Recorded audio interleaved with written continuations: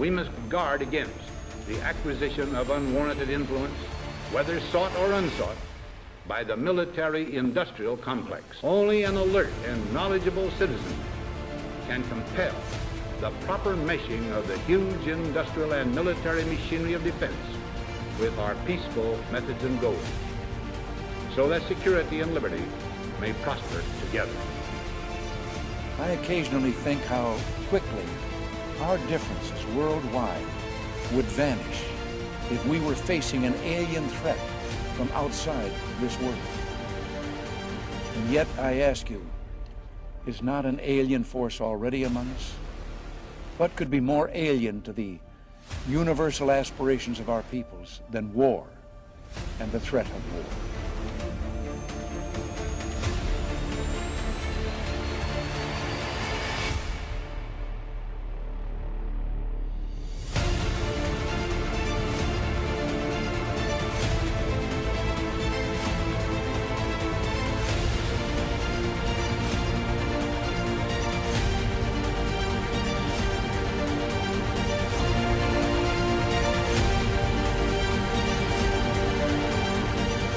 Well, you know, I like talking about ideas as opposed to people. I love the quote from Eleanor Roosevelt, and she said, "Small minds talk about people. Mediocre minds talk about events. Great minds talk about ideas." So let's talk about the idea of a Tesla car. That is actually an innovation of old technologies. You know, yeah, the lithium-ion batteries are better than the lead acid or what have you. But you basically have a battery being plugged in to a coal-fired power grid.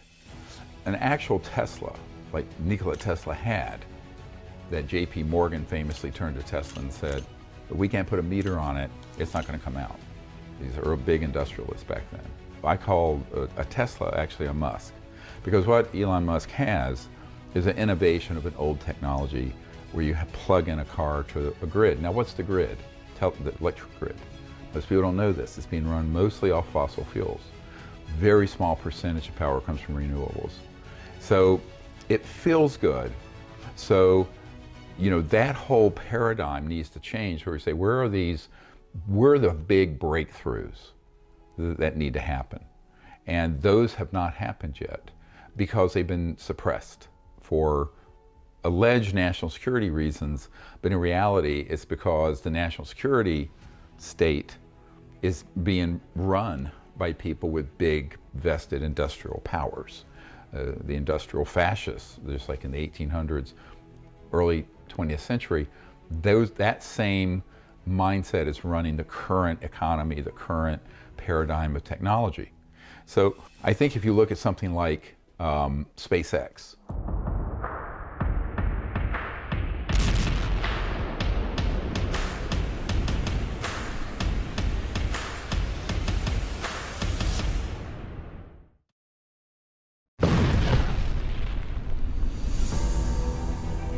it's using just a more refined version of what Werner von Braun invented for Adolf Hitler in World War II, called a rocket. Where you burn something, causes a propulsion, shoots it up like a Roman candle. It's not an invention. It's not a breakthrough. So all of those technologies look cool because they're repackaged with maybe some computerized systems. But the fundamental energy and propulsion system that's running the system is very old and really isn't going to fix the environmental crisis, or more importantly, or equally importantly, the macroeconomic crisis, where you have 48% of the world's population doesn't have indoor plumbing yet. So the poverty, the extreme poverty leads to revolutions and violence and radicalism and extremism. All of that and the biosphere collapse isn't going to be fixed by a plug-in electric car. So now I think people like Elon Musk certainly know of these other technologies, but they also know that there have been very fierce and rather nasty things done to people who try to bring them out, up to and including killing them if necessary.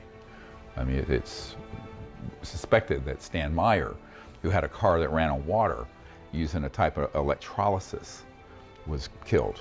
In fact, Right before he collapsed, he says, "I've been poisoned," and collapsed. It's a major breakthrough that will no doubt make motorists happy. And as Ralph Robinson explains, the Pentagon is also showing lots of interest in this project. He has developed what's called a water fuel cell. It has taken the place of his old gas tank. The water fuel cell breaks down water molecules into oxygen and hydrogen. The hydrogen is used to run his dune buggy. I don't care if you use rainwater, well water, city water, ocean water. If you don't have any fresh water, go ahead and use snow.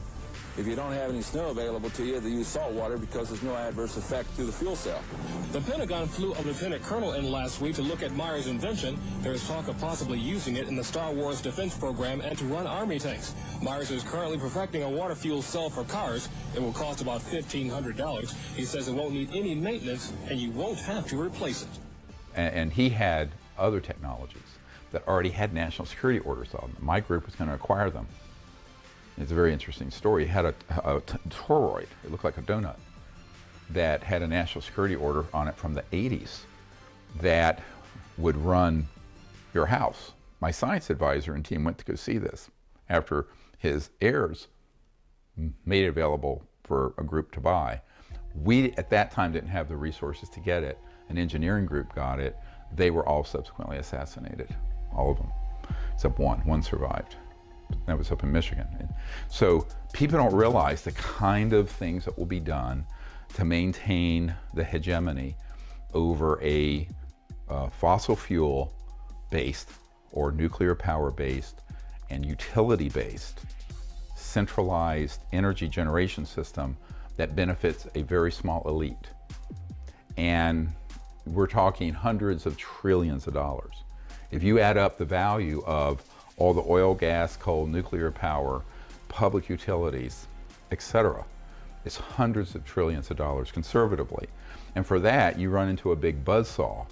So I think people, a lot of these industrialists that I've met, or people who are, quote, high tech, I say there is no high tech out there. Our civilization has no high technology yet, except in a classified project. The things that are the fundamental energy and power sources that would run a planet properly. So we're a level 1 civilization, peaceful, not destroying the environment. Those have been viciously suppressed for 100 years. And so I've often called this the lost century, where there's an entire century of lost evolution, technology, social development, economic development, et cetera, and so on, because of these big, corrupt, fascist industrial interests. And it was like that in the late 1800s, early 20th century, the time of Nikola Tesla, and it's true of that today. That dynamic has not changed. And that's what we have to make. That's the big change that has to happen. One of the big changes. It's one of the big ones. And that's why we have to do that. Now, Elon Musk had a partner who co-founded PayPal with him, named Peter Thiel. And he wrote a book, From Zero to One, where he talks about this and mentions, I think in the book, he talks about that in 1964, you could fly from JFK to Paris in the same amount of time on a jet as you do now. So how is it from 1945 to now? There's nothing? The minds of humanity have come up with nothing? Think about it. Everyone stop for a minute and meditate on that for 1 second. That's just not possible. So this is why a very mainstream group called the Federation of American Scientists put out a research paper in 2010 that said there were over 5,000 patents that had been confiscated under national security orders, many of them dealing with energy. These are big macroeconomic issues where you have a few big powerhouses, multi-trillion-dollar consortia that are wanting to keep the status quo, and then they have the national security state or the patent office be their lackeys, their shills. And so this is a dynamic that I think has to change, and we have a plan to change that. But it's difficult because the big mistake everybody makes with these technologies, they think, oh, I'm going to build a better mousetrap, and that means that the world is going to be the path to my door. This is what every inventor I've met thinks. The flaw in their thinking is this: before the world finds out about it, Murder Incorporated, as I call it, is going to find a path to your door. And they're going to confiscate your device, and if you don't relent, they're going to confiscate you. And you'll be in prison or you'll be killed or whatever. So you have to find a strategy around these jackbooted thug fascists. I'm very blunt about this. Let's not you can't put lipstick on this pig. That's who and what they are. And meanwhile, the earth is about to flip upside down. Literally. We're doing so much biosphere damage. And that's one of the big pressing issues of our generation. So, for example, this is one of the, an old presidential briefing document for Barack Obama. The first part of it are various government documents, and so one of my favorite ones is this National Reconnaissance Office one that leaked out that lists all the project code names. Now, when you do the briefing, you go, well, here are these. Dreamland, Dreamland is literally listed on this document. It's a National Reconnaissance Office document. So, and then it has Cosmic Ops, Magi, and so people don't understand that's the Majority Intelligence Committee Ops, Cosmic Ops, Royal Ops, all of these, and all these different squadrons. The Sally Corridor, Groom Lake, Dreamland, Ground Star, Blackjack Team. There's Blackjack Control is at Edwards. This is at Nellis, so-called Area 51. And it was a security alert because people were trying to get on the edge of the range and see it, but that's not important. It's the distribution list that was important. Most people don't realize that. And then we also include, some of the disclosure project documents.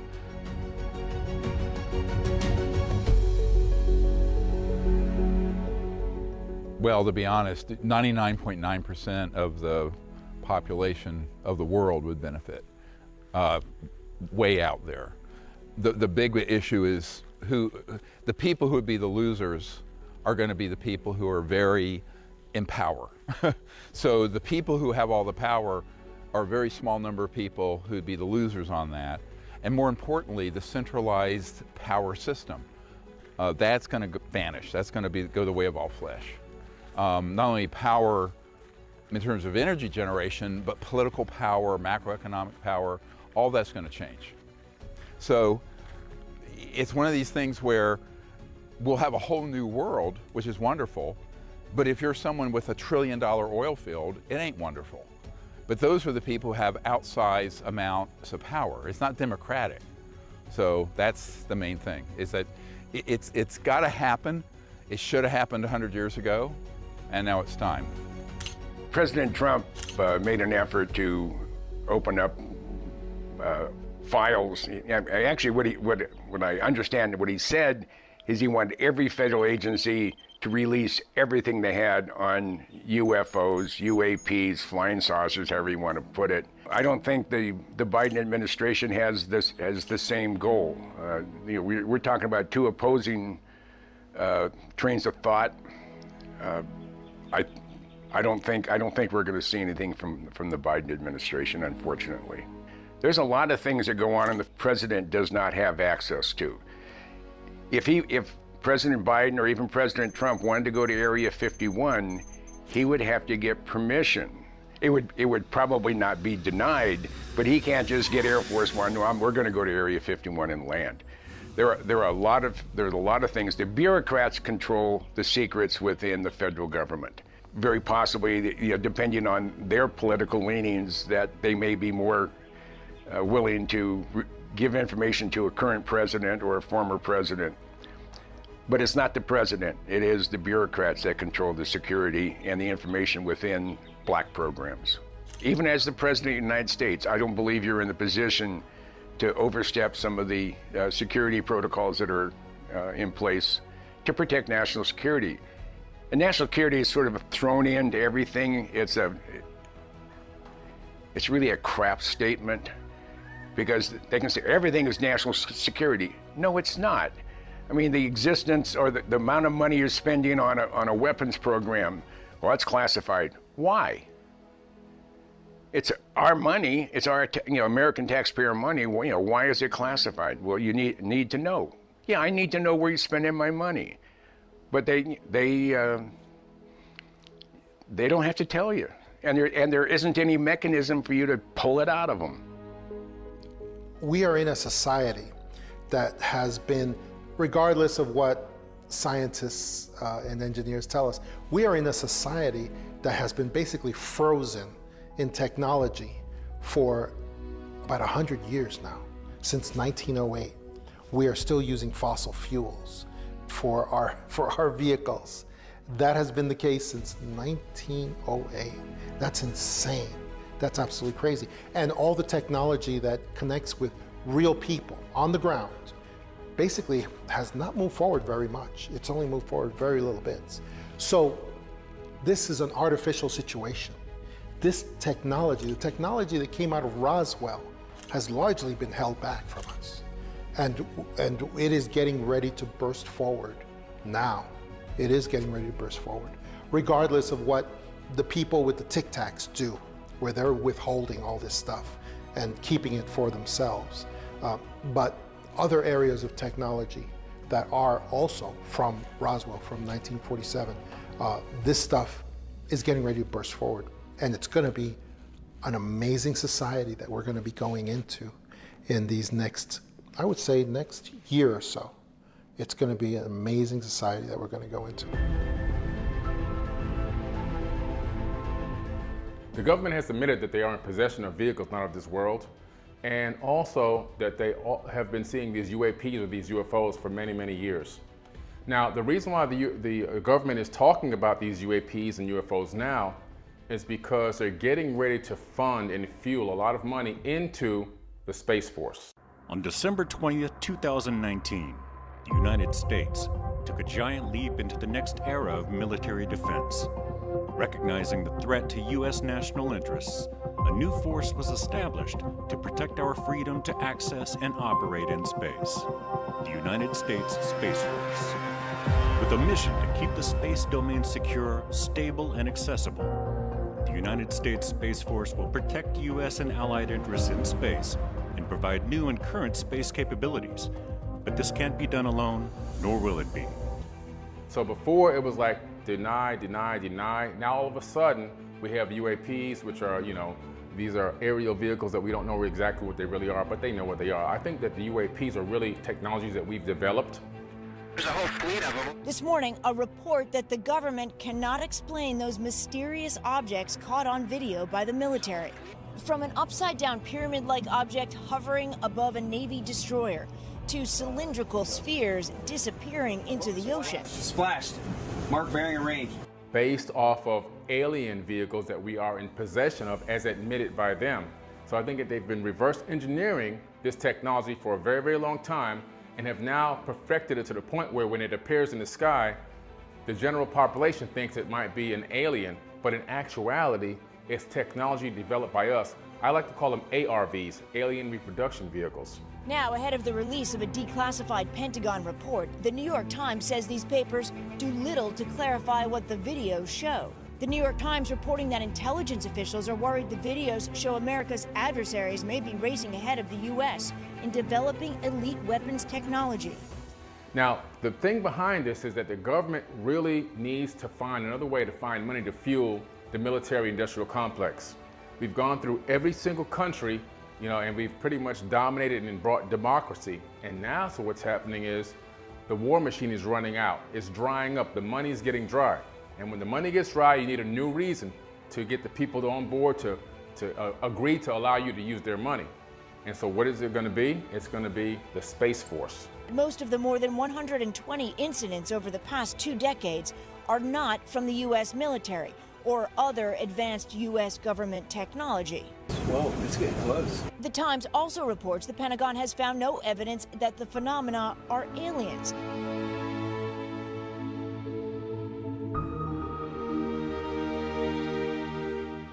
There's a suppression of the news. The major media doesn't want to share with you the real truth of what's going on above our heads every single day. They continue to use fake UFO videos on a daily basis talking about the UAP phenomenon. It's ridiculous. We've actually caught them in a lie, showcasing what looks to be some kind of swarm of UFOs. But when you look at the footage that they show on national television, they're showing you what is a phone app, which showcases UFOs in the sky But in fact, it's a simple app that you could download and film in the sky and make it appear that there's UFOs swarming everywhere. This goes along with the major media narrative of UFOs. They're everywhere, they're a threat, and they're coming for us. But in fact, they're showing us an app that is totally false. This is absolutely ridiculous. When the true evidence is coming from the public themselves, when we receive over 1,000 videos every year right at third phase of moon, we reach out to the major media saying, hey, take a look at this. The major media refuses to accept videos from the public. They only want to use the military threat narrative and these blurry videos when the public has much, much better evidence and the major media doesn't want to show it. Such as an incredible sighting of what people were saying that looks like a space station traversing across the moon.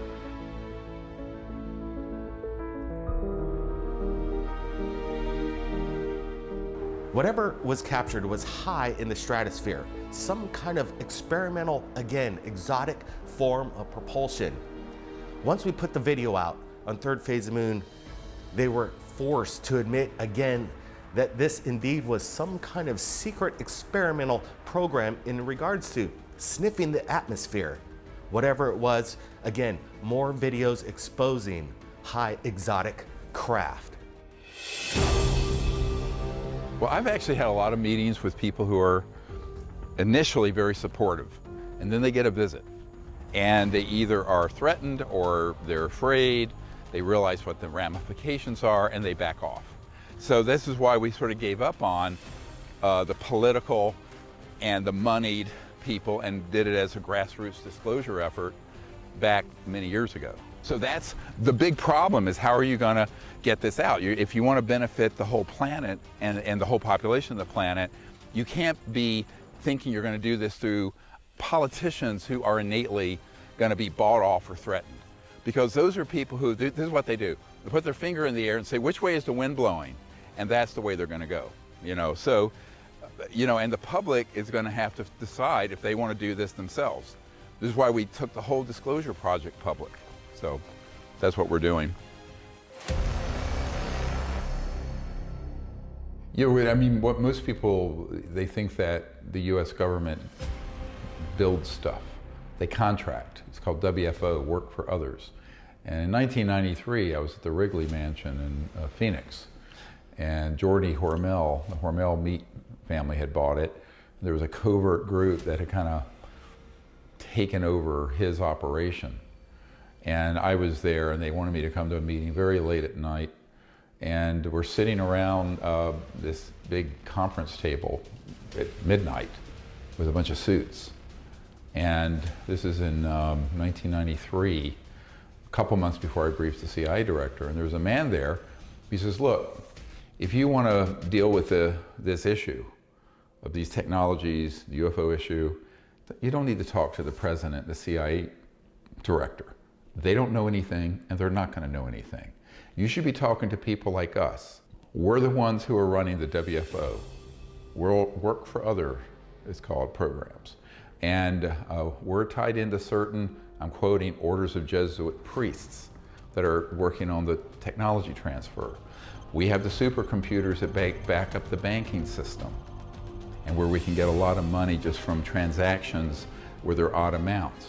We're the one, and he went through this whole litany. And he started explaining this to me because he was basically trying to wave me off from going forward with this meeting with the director of the CIA. And it was when I realized that, sort of the people who think that the government's running everything, and there's this top-down president, commander-in-chief, et cetera, but that system got decapitated in the 50s, mid to late 50s, which is what Eisenhower warned about when he left office, when he said, beware the military-industrial complex. So what took its place? Well, what took its place was this sort of hybrid entity, partially covert, unacknowledged government programs, but a big part of that is then outsourced to big corporations, covert contractors, and other organizations. So that's kind of what developed in the post-World War II era, and it still is how the operation runs. So if someone was actually to go against the government and try to attempt to release this to the world. Personally, I don't think it could be done because they don't put all their eggs in one basket. They don't follow the policy of single point failure. They have multiple repositories where they keep all this stuff. Absolutely, Los Alamos, Oak Ridge National Labs, MacDill Air Force Base, Edwards Air Force Base, the remote test site in Nevada, also known as Air Force Flight Test Center Detachment 3. That's the actual terminology for Groom Lake facility. So for someone to try to bust down the walls. These were the folks who finally tried it, a few dozen running toward an entrance of Area 51, the secretive military It's not going to base. happen. You'd have to go to all these facilities, get into their vaults, then bring that out as a united coalition. Not one person couldn't do it. It would take a united coalition of acknowledged scientists to come forward with it. That's how it would happen. How long will something stay classified? You know, when will we see it? And when we do see something, how old is it? Typically, if the federal government, you know, the bureaucrats, the spooks, the guys that handle and work in the classified environment, if they're going to release something, it's probably was built, flown, operated, and tested 20 years ago. So any new technology you see that the federal government is releasing, as far as maybe the B-21 radar or anything else, that's old technology. Holding and being responsible for security is a very, very powerful feeling. So if you're a security administrator and it's your job to maintain the security, you're in a real powerful position because you can destroy someone's career. They'll only release it if it's to their advantage. Other than that, I don't think the American public or the public in general is going to have any idea what we're up to, what the government's up to. So the truth is, even Rumsfeld admitted the day before 9/11, there's 2.3 trillion with a T dollars unaccounted for in the Department of Defense budget. Probably now it's 8 or 10 trillion. Those go into these unacknowledged projects that are deep black. The Congress has no idea where it's going. The president has no idea where it's going. So, the real issue is, it's sort of a complete corrupt, unconstitutional ripoff. And, but nobody wants to take on that system because they're lethal, vicious people. So. And the truth of the matter is, if you do someone who, let's say you have a senior Department of Justice person to investigate this, they won't be told anything. They'll be told basically get lost. So by the definition, these projects are illegal and unconstitutional, and so they don't care about a subpoena. And they don't care about the chain of command, they don't care about the Constitution. They'll just say, buzz off, we're not going to tell you anything. So that's actually how it runs. I mean, people have to totally redo their civics lesson that they learned in high school. Is not how this country runs anymore, and not since the late 50s, my opinion. So before, when money would go black budget and people would go, well, where's these trillions and trillions of dollars going? And they had no answer. Now they can say, look, there's these UAPs that are harassing our Marine ships and appearing over our nuclear installments. And so they're a threat to national security. They're a threat to global security. We need your money so that we can build space tech. We need spaceships. We need weapons in space. We need different types of weaponized satellites. And so now all of a sudden they found a new way to garner the support of the people of the world by building this space threat. Since 1917, the Air Force Research Laboratory has been leading the discovery, development, and delivery of warfighting technologies for our air, space, and cyberspace forces. Already on board, AFRL is continuing to provide the technology and resources necessary to help the United States Space Force build a comprehensive military advantage in space. And so by building the space threat concept into mind, that fear, of course, we're going to say, take our money, apply all these trillions towards this defense. Don't worry about schooling and education. Don't worry about health care. Don't worry about retirement money. We need to protect our planet against alien invasion. And so that's what the drive is behind it. The mainstream media like CNN and Fox are showing these very strange, obscure, obfuscated images, very fuzzy radar images of UFOs with kind of, very staticky accounts from military personnel. And so what they're doing is they're dropping seeds. They're dropping seeds on the general population and getting them to believe that they're real, believe that they actually exist now, because they want to get that money out of us. They want to fund a space force. And so what they want to do is they want to keep it very obscure to where you can't fully exactly really see what it is, because they have something that they want you to see when they finally make that big push, potentially, in my theory, personally, this is my own theory, that they will, do like another Gulf of Tonkin incident where they faked an attack to go into the Vietnamese War, things like that. I think that there's this potential fake attack that's going to come, and and then and only then will you see a very clear image, and it'll be probably something that we developed ourselves, probably along the lines of a false flag where, they claim it's an alien attack, but it probably isn't really aliens. And the reason why I think this is because you look at the accounts of aliens over the millennia. And if you look closely at the top left and right corners, you can see that objects, they appear to be some sort of flying crafts. The ships are dome-like with 3 trails coming out of the bottom, and UFO enthusiasts insist this is proof that flying saucers were present during the death of Jesus. You go into ancient tablets, texts, scripture, cylinder scrolls, and again now into the modern idiom where you have people seeing them on cell phones, recording them with HD cameras.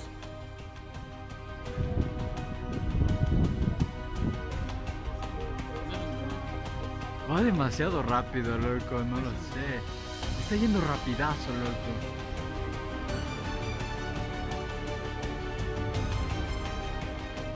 And we have the better copy, better quality imagery of them. We can see them, even in places people have seen them with their own naked eye. Is it going down or is it going?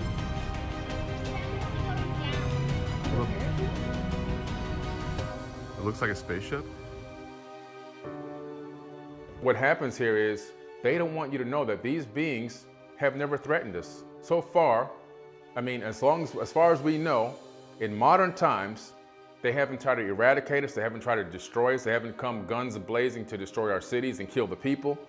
And so I really believe that they want to paint a different picture about these beings, a picture that they can control the image in our minds so that they can control the support, the fear, and also the money.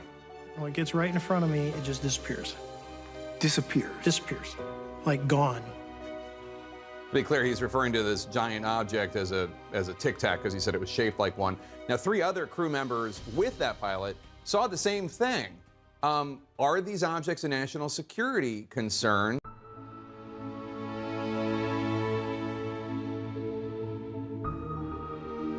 Jeremy Corbell launched a video that made the media explode with excitement.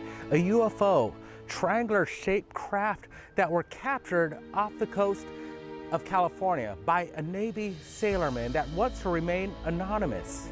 From closer inspection by a debunker named Mick West, who did his own little mock-up, which he created the same effect that was captured by this Navy sailor. This UFO video does not show a pyramid. There's a triangle shape, but that looks exactly like an effect caused by a bright light being out of focus and a night vision camera with a triangular iris like this one. What we're seeing is a result of a bokeh lens. If you look inside the iris, it has a triangular trifecta shape. Anything projected off in the distance of the camera that would seem blurry would mimic the effect of a trifecta. This is what we're looking at. You notice the FAA lights blinking on the object itself, and people are claiming these are pyramidal shapes that are flying in the sky, where in fact all it is a distortion of the lens known as a bokeh effect. UFOs reported by FAA pilots have come in. We received audio from a ham radio operator who was able to intercept the American Airlines pilot. Actually explains to the tower control that something fast was in close proximity to the commercial airliner. He says it looks like a cruise missile. We just had something go right over the top of us that, I hate to say this, looked like a long cylindrical object. We obtained the audio from Jim Goodall and then shared it across the media platform. They refused to touch it. They thought it was a hoax. And then until 5 days later, they reveal it to the world. This is how the major media operates. They don't want to share you the truth, and when they got it, they suppress it. Very interesting indeed when they're pushing off CGI and late news when the news is already there. Could almost look like a cruise missile type of thing, moving really fast. The close encounter happened early Sunday afternoon while the American Airlines flight was passing over New Mexico en route to Arizona. Have any targets up here? We just had something go right over the top of us. The radio call was noticed by an airline radio enthusiast who says the call caught his attention because the pilot sounded very excited. After the American Airlines reported the UFO in close proximity to the commercial airliner, we received paperwork the day after, leaked document from Southwest Airlines of what appears to be a notification to everybody and all pilots to report anything unusual that was happening in the sky. Later, we received confirmation from the military that indeed there was some kind of secret military testing going on. What are they experimenting on? Is it the Tic Tac or some high exotic form of meta-propulsion? Why is the major media picking up on these UFO videos that seem controversial? We have the Go Fast, the gimbal, the Tic Tac, which really doesn't give us much evidence of anything. All we're seeing is blurry images. Louis Elizondo says that this is basically the bottom of the barrel that the Pentagon has released.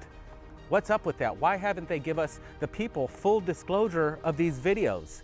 Pilot Fravor claims that he was within 50 feet of the Tic Tac itself, and insiders from the Pentagon also claim that they do have video of this event.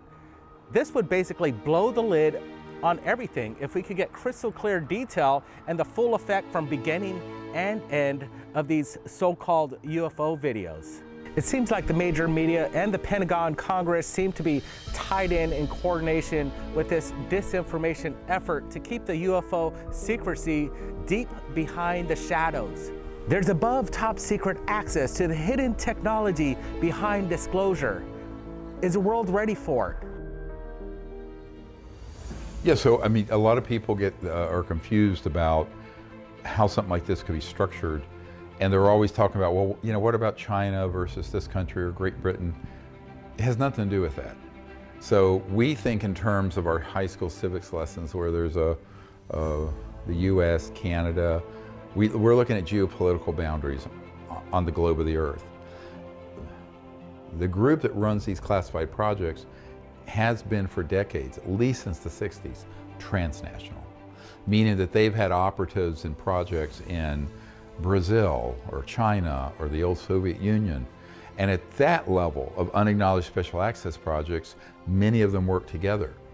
So when people say, well, you know, is it just a US and UK or Five Eyes, Five Eyes being the, you know, Australia, Canada, New Zealand, United States, Great Britain, spy, satellite and intelligence gathering and sharing consortium. I said, no, it isn't. It depends on the country and what assets they want to have and who they have on the ground who can actually be functional. For example, that CIA document talking about going to Argentina and Brazil, conducting fake alien abductions, that meant that the agency, the CIA, had to have assets to cooperate with that in those countries, right? So I think that people have to kind of forget their high school civics lessons. And rethink what the geopolitical realities are when you're dealing with something at this scale. But governments can't die. So we need to find other incentives for bureaucracy to adapt and improve. The technology revolution has transformed organizations across the private sector. But not ours, not fully, not yet. We are, as they say, tangled in our anchor chain. Our financial systems are decades old. According to some estimates, we cannot track $2.3 trillion in transactions. Well, you don't just have $2, $3, $10 trillion vanish. There's a whole system in place, and it comes from many different budgets. And then a big part of the funding comes from private endeavors. So let's say you spin off a technology, such as the stuff we're using that we're calling high tech. Well, a lot of it was spun off, as Colonel Corso described, from R&D on some of the ET reverse engineering, extraterrestrial devices. But the companies that are allowed to have those and hand off to have people embedded in them who are part of this consortium. And therefore you can develop a $1 trillion company or a multi-$100 billion computer chip company or whatever, and some of that money also can feed into it. So it isn't just government, it's private and government together. So I call this a hybrid entity that's neither strictly government nor strictly private. And interestingly, from a secrecy point of view, as a private entity, corporate or citizen, penetrate these projects, it's top secret national security. Most of the work being done on this are private corporations, Northrop, Raytheon, the old E-Systems, EG&G, and they'll say, well, it's proprietary, you see? So if you come from the government, it's proprietary. If you come from corporate or civilian, it's top secret government. So they kind of wall it off, they play that game. Releasing the information, not releasing the information on things that they've been flying, chasing our airplanes or submarines or naval ships and whatever. They're going to release the information on this stuff if it's to their advantage. As long as there's no advantage of releasing to the public, then they're going to keep it covered up. People need to wake up to that fact. Wake up to the fact that we have this psychological operation, that now we have government officials that are part of this, that are working in black parts of the Pentagon. Black meaning unaccountable, unlimited funding, and don't have to answer to anyone. A government source says there were no glitches, and the veteran Navy pilots are very credible. As it gets in front of me, it just goes poof and it's gone. It's gone like that fast. Carl Sagan said extraordinary claims require extraordinary evidence. And if the crash retrievals are true that we've heard for so long now, where's the physical evidence? It's got to be within government labs, different facilities, universities. It sounds great on paper, but we need that physical evidence. Barring that physical evidence, we're not going to move this field forward. And if the crash retrievals are true, then all bets are off. If those stories are true, then they do have the debris, they do have the saucers, they do have the bodies, and they've been working on this for 60, 70, perhaps 80 years. So whatever you can think of, whatever you can imagine as a technology or a possibility, whatever you can think of, it's already been done. It's not even a question anymore. And I'm talking about everything. Portal technology, teleportation, faster than light travel, FTL, all these things are now possible and pure reality. And just turns abruptly and starts mirroring me. So as I'm coming down, it starts coming up. So it's mimicking your moves. Yeah, it was aware we were there.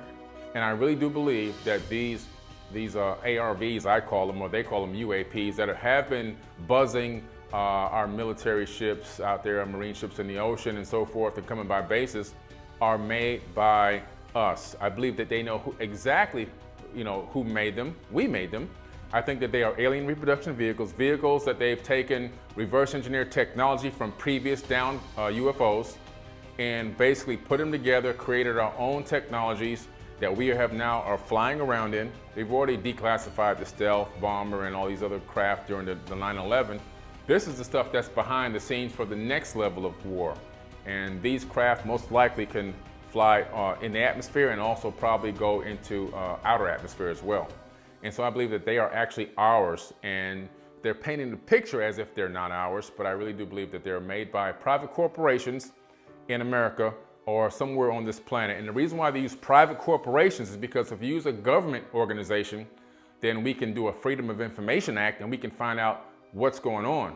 But when you go into a private corporation and you subcontract it out, then the private corporation doesn't have to disclose any information to the general public at all.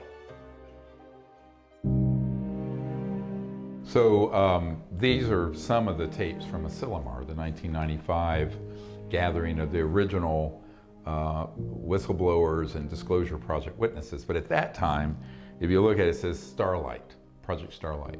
So if you look at the documents from the Clinton library, where the Associated Press sued the Clinton administration to get them, it was the project, it was just called the Starlight Coalition. And there's a letter that we wrote, all of us gathered there, including some friends of the president who were there, recommending that he declassify the subject, disclose the UFO issue, etc. So this was about a year and a half after I briefed our James Woolsey, the CIA director for President Clinton. So by then, we decided, let's get together a number and try to find some new people. So we had Marina Popovich from the old Soviet Union, who was a cosmonaut, who had had a sighting. Her husband, Pavel Popovich, would be like our Neil Armstrong. We had, of course, Edgar Mitchell was there as my guest. It was one of his early meetings for this. And then we had some people who had handled the Roswell materials, a whole bunch of different people.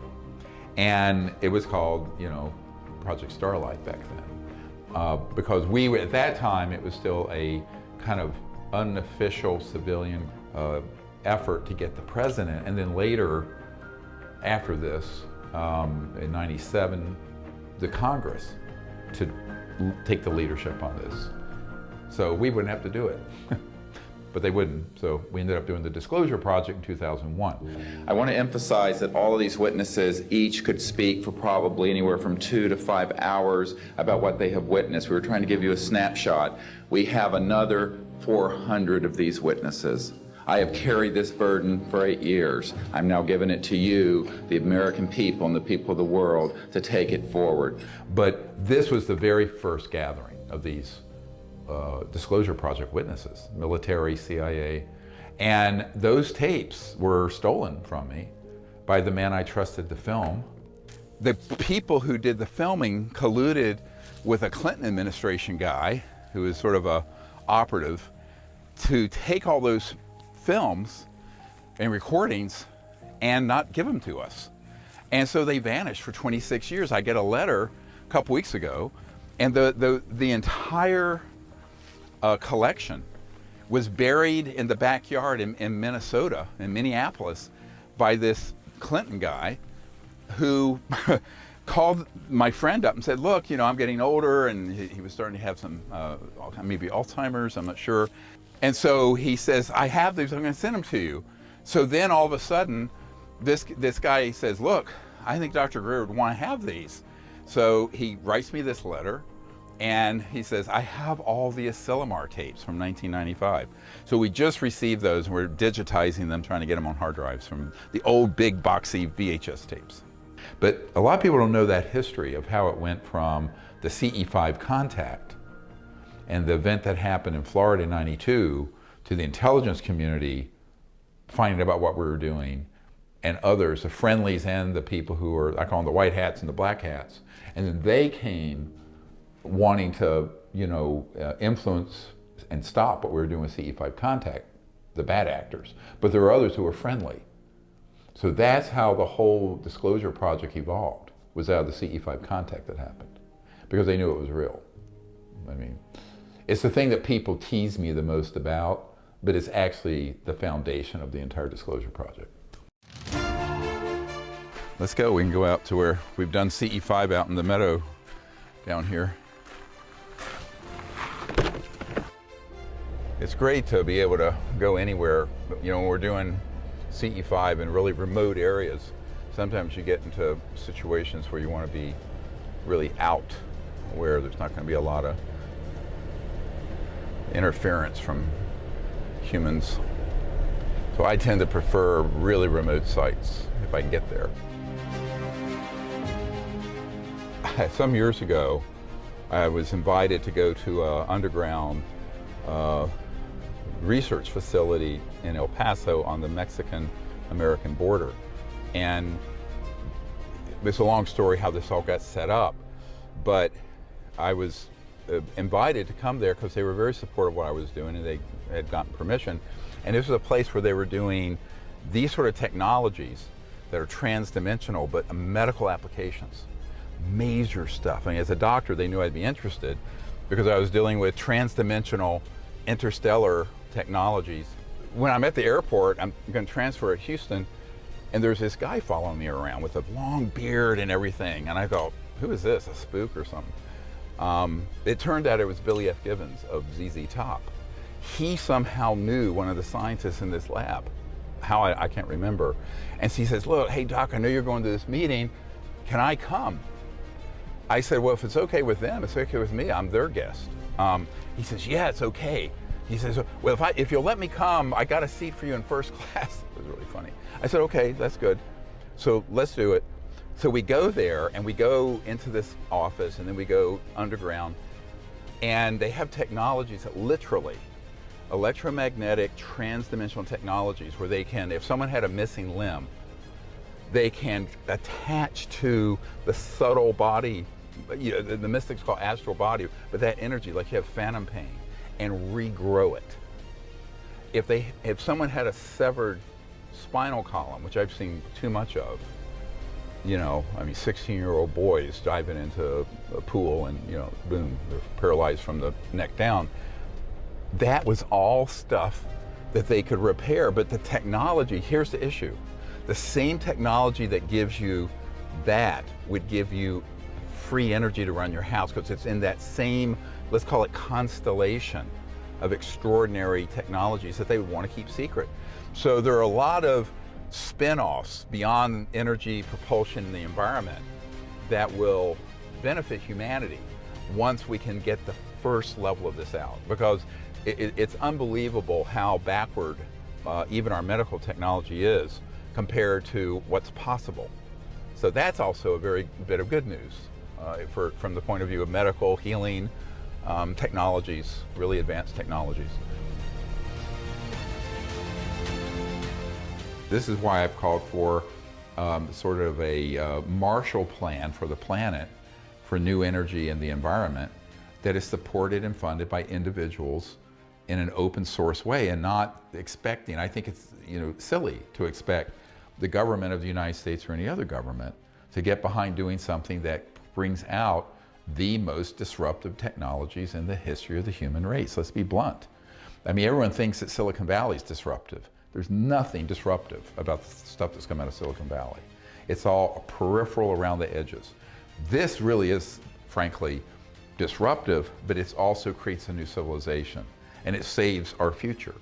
So if this had been introduced slowly from the early 20th century, 100 years ago, to now, we'd be okay. But now we've run out of time because of what's happening to the biosphere, geopolitically, population boom.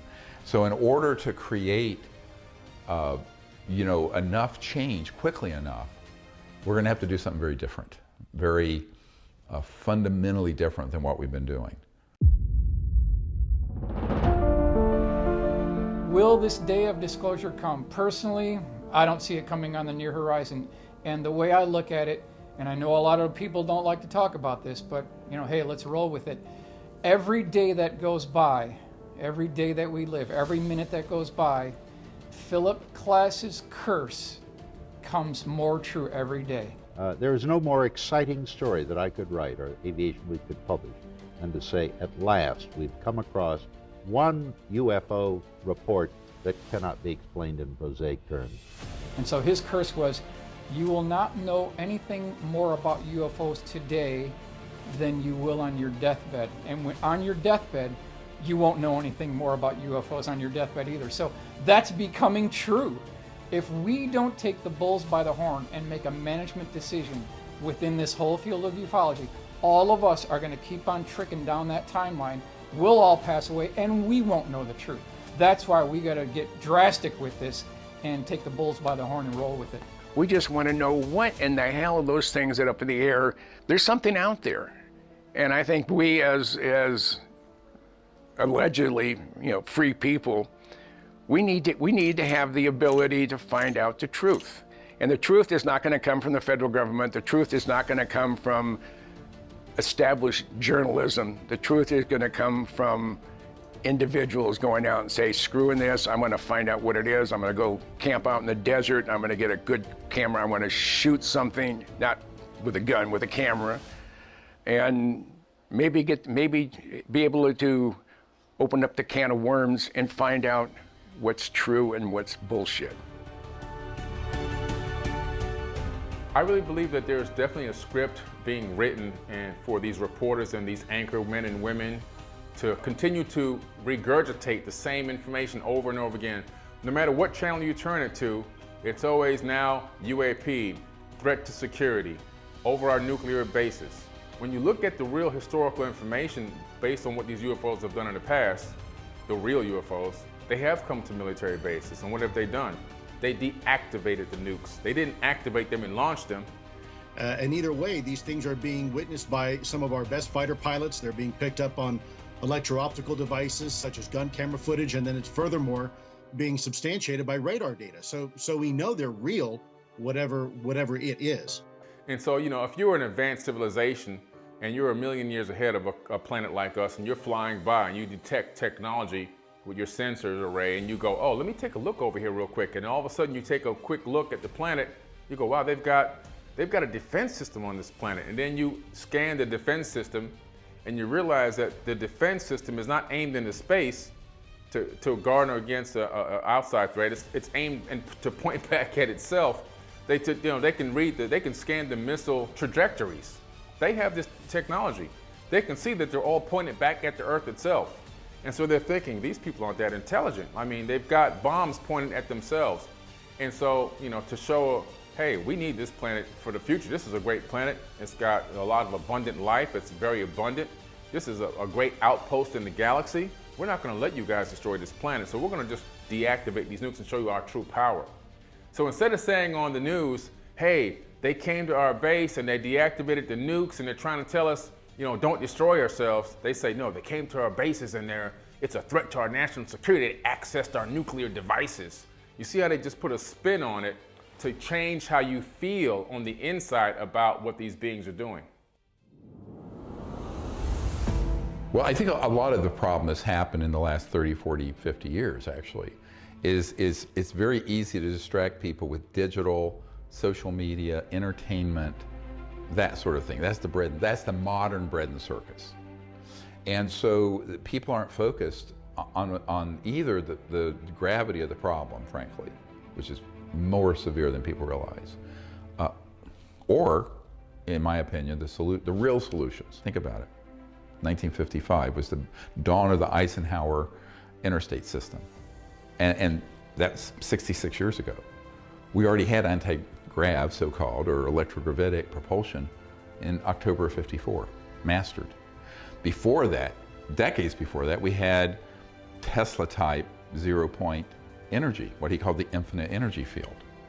So what are we doing here? You know, we're talking 2/3 of a century to a century where this could happen. Now, I think in terms of natural evolution of the planet, let's take a big step back.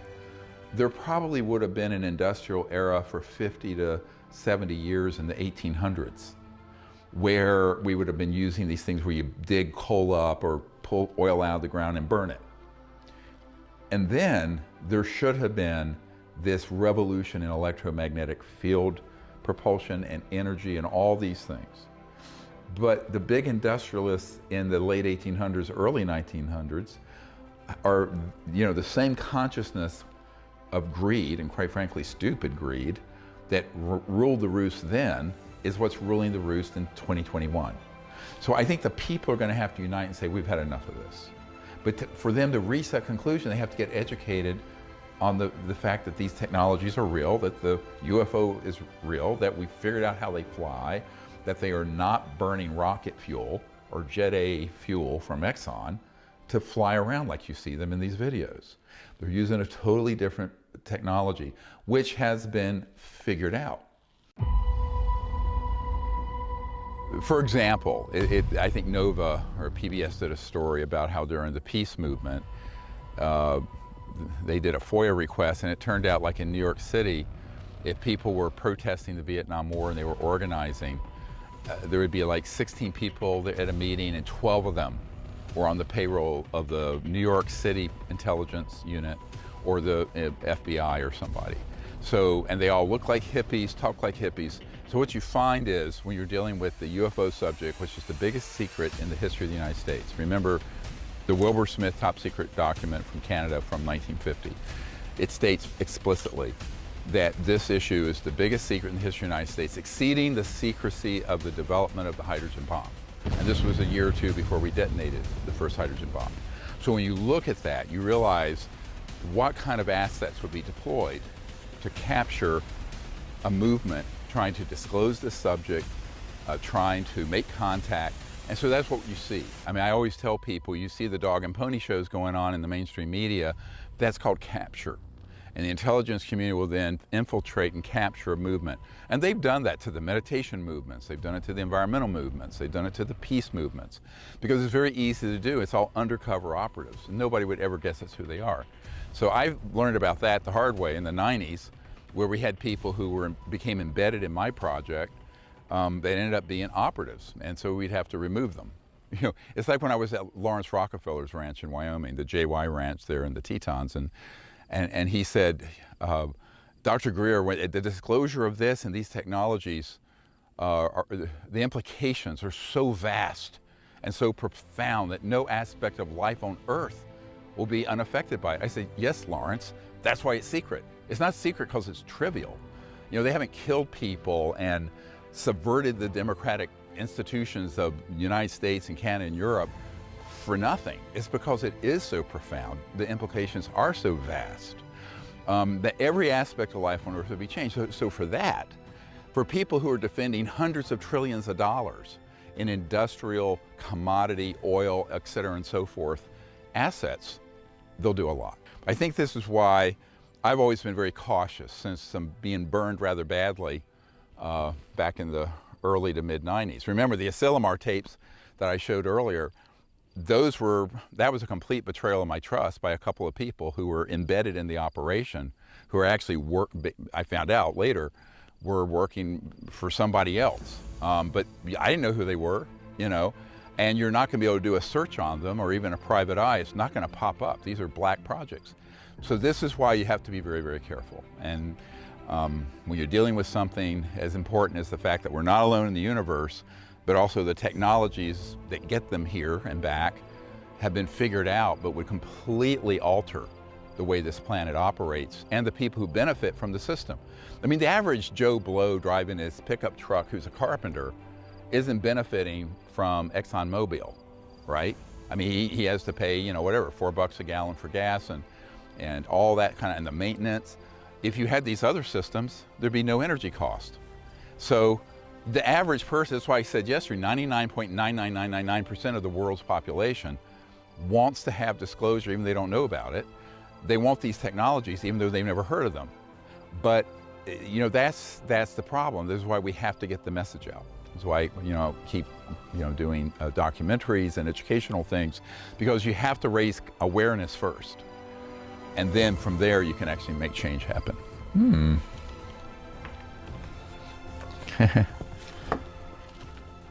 This is kind of fun.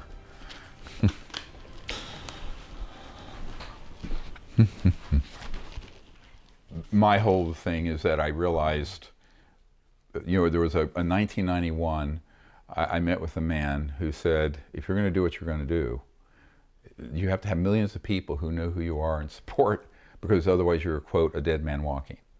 And then he told me what I needed to do about a dead man trigger. So even by the early 90s, I mean, obviously I was asked to brief the director of the CIA in 93. We had an amazing collection of stuff. A lot of that is in storage places all over the world with people holding them, that if something happens to me, it comes out. But we didn't really stand that system up quickly enough. So between 93 and 98, you know, several people on my team died under strange conditions. And I had some serious threats, and there's been ongoing problems. But I think that around 1997, 98, there were some people who came to me who have worked this issue for a long time, 40, 50 years, who are on our side of the argument, of the advocacy to bring this out, who said, look, do you want protection from these sort of elements? I said, yes, so we have that now. So since 98, no one on my team has been threatened or hurt. So we try to put people under that umbrella. This is one of the cautionary tale. When Stan Meyer's collection of technologies were acquired by this other entity, and I didn't know exactly who they were at the time. It was not an open situation. They were known only as an engineering group in Michigan. And I said to the heirs of Stan Meyer's technologies that whoever gets it, tell them they have to do it open source. in front of the whole world. The whole world's going to be watching this technology being refined, developed, released, without any intellectual property holdback, without patent. Because otherwise, they're not going to survive their launch. It'll blow up on the launch pad. And that's what happened. And I got this call a couple years later from Lord, I won't say his last name, in Great Britain, who had ended up being the money behind that acquisition, which is how they were able to outbid my group to get it. And he says, these people are running for their lives. They've gotten the systems running, and these would change the world. But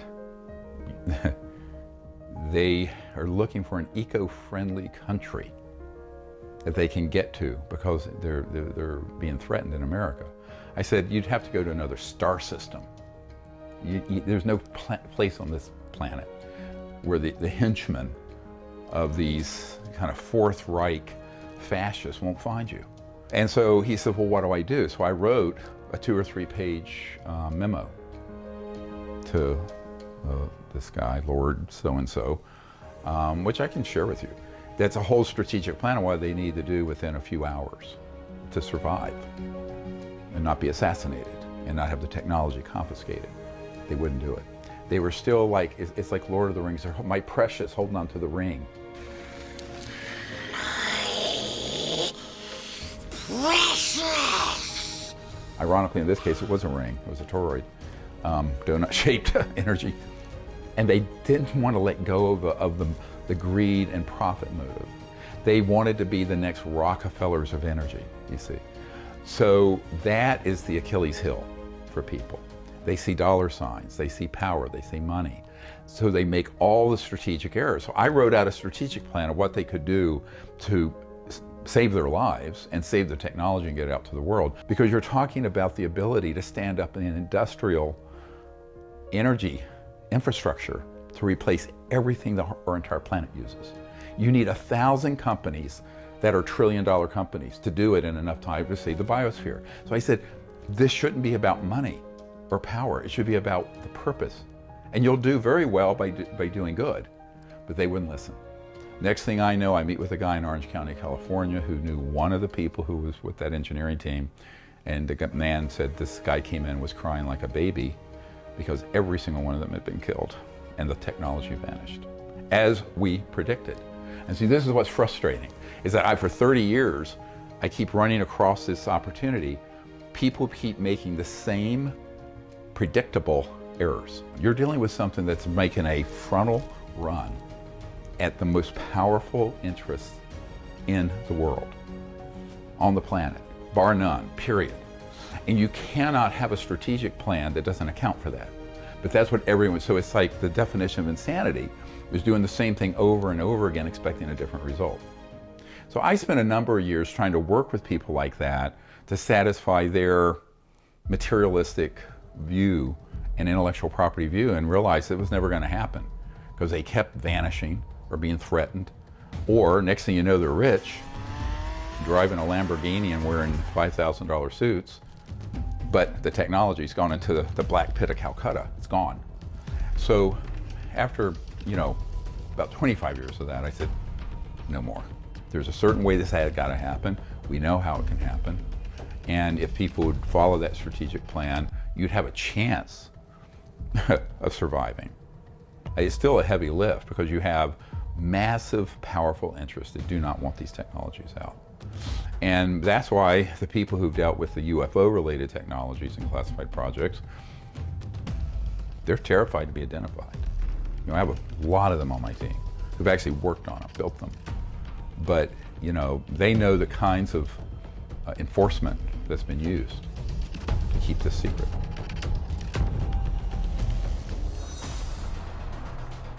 One of the things that was surprising to me is in 1997, when I was briefing one of the 5 directors of NASA, Dr.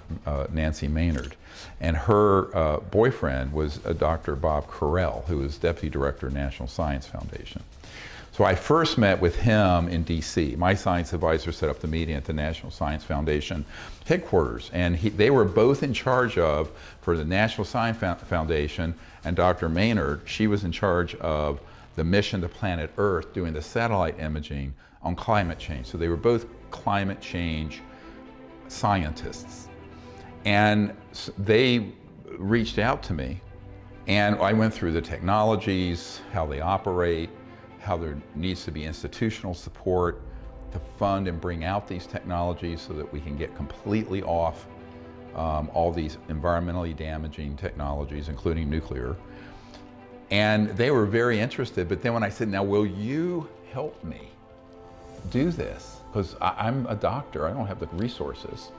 You know, I'm working full-time as an emergency doctor, trying to support a family of 6. I said, I'm not a billionaire, I can't fund something like this, but the National Science Foundation can, or NASA can. And they both said, we want to know about this, but if we do it, it'll be the end of our careers. Now think about this, their lives dedicated, PhDs, to fixing this problem. The solution is put on a silver platter by my team. And they go, well, the fate of the planet here, my careerism here. They chose their career. Take that experience, multiply it 1,000 times at least. In 30 years of me doing this, that's why the world is in the state it's in. Because people are putting their own selfish interests, their own fears ahead of the planet we're leaving our children and grandchildren. So I think it's a very serious issue. And people think, you know, I mean, these people put their pants on one leg at a time, and so do I. But at a certain point, you have to make the decision, what are we going to do? Are we going to let the whole thing just, you know, slip through our fingers and crash? Or are we going to come together as a people and fix it? That's the chapter we don't know. We'll see. You know, I've been advocating to get this fixed to people like the president, all the way back to Bill Clinton's era, and everyone since. But what I've concluded is that it's going to have to be, since we live down the road here from Thomas Jefferson's house, we the people. I think we the people are going to have to come together and figure out how to do it, which includes financially, the funding. You know, you look at the money that goes into, you know, hundreds of millions of dollars to save the sea turtle, or to do this thing or that from private philanthropists. A fraction of that going into a new energy research and development lab, open source, where all the breakthroughs are streamed in real time online, just given away to the public, would cost a fraction of that. And you'd save the entire biosphere and all the oceans. But you have to have people who understand it and are willing to be angel funders to do it. Otherwise, you know, prying these technologies out of the government, unacknowledged projects, ain't gonna happen. I'm very skeptical of that. So I think that we really have to figure out another strategy, which is why I pivoted from doing all these things with the government in the 90s to doing the Disclosure Project 20 years ago. Because I don't think that what I came to understand is that people in those kind of positions are always looking at climbing the ladder, whether it's corporate or government, about power, about careerism, like these folks who walked away from doing something on this, even though they avowed that this was the purpose of their life, the raison d'etre, the reason their great passion was this. But what they really ended up wanting to do, let's study the problem, but not do anything meaningful to fix it. See, this is the problem. So we're willing to spend trillions of dollars on ineffective policies right now in 2021, but no one's talking about something that would actually fix the problem, because the solution is viewed as worse than the disease. The cure is worse than the disease in the minds of the power people, the people with the elite global power, because it means, look, I mean, if you've got a big mutual fund with $1 trillion in it, half those stocks will be penny stocks because they're energy and transportation and whatever related, and utilities. But that's going to happen at some point. So these are really hard decisions. I mean, I'm not trying to trivialize it. I mean, if it was an easy thing to do, it would have been done.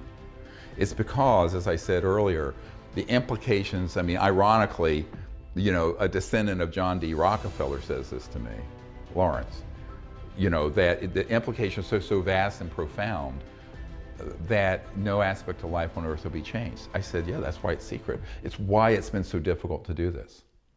President Obama says that there is footage and records of objects in the skies, these unidentified aerial phenomenon, and he says we don't know exactly what they are. What do you think that it is? I would ask him again. Thank you. The presidents are on a need-to-know basis in most cases. There's things going on, the whole secret government, the back government, that they can't even make a decision on. They can't stop them. They can't make any they can't even tell them to stop or disclose information. They literally would get laughed at. When it comes to aliens, there's some things I just can't tell you on air. But what is true, and I'm actually being serious here, is that there's footage and records of objects in the skies that we don't know exactly what they are. Well, you know, one of the things that Carol Rosin, but also 4-star General Wesley Clark remarked on, is that they've seen documents of this long-term strategic defense plan that's been around ever since World War II, but mainly from the 50s forward, 60-some years.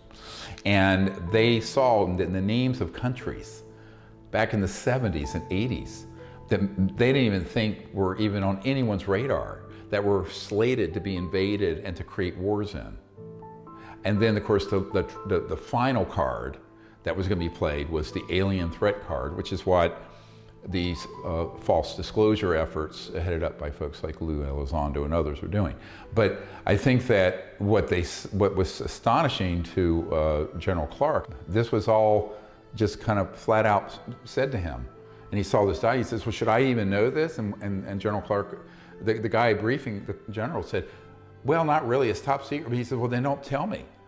But that is the kind of thing. So let's look at what happened. 9/11 happened 20 years ago or so. And we go into Iraq under completely hoaxed evidence. Very difficult decision for us to make. No item received more attention, but was of greater concern to us than the possibility that the Iraqi armed forces might use unconventional weapons, or as they are also known, weapons of mass destruction.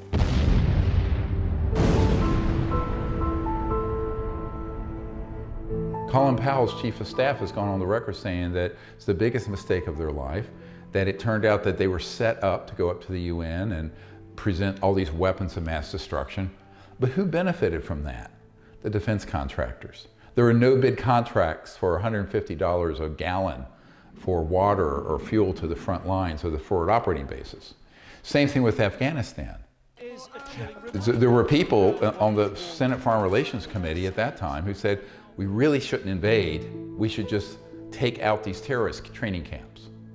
And so, but why do we get into these quagmires?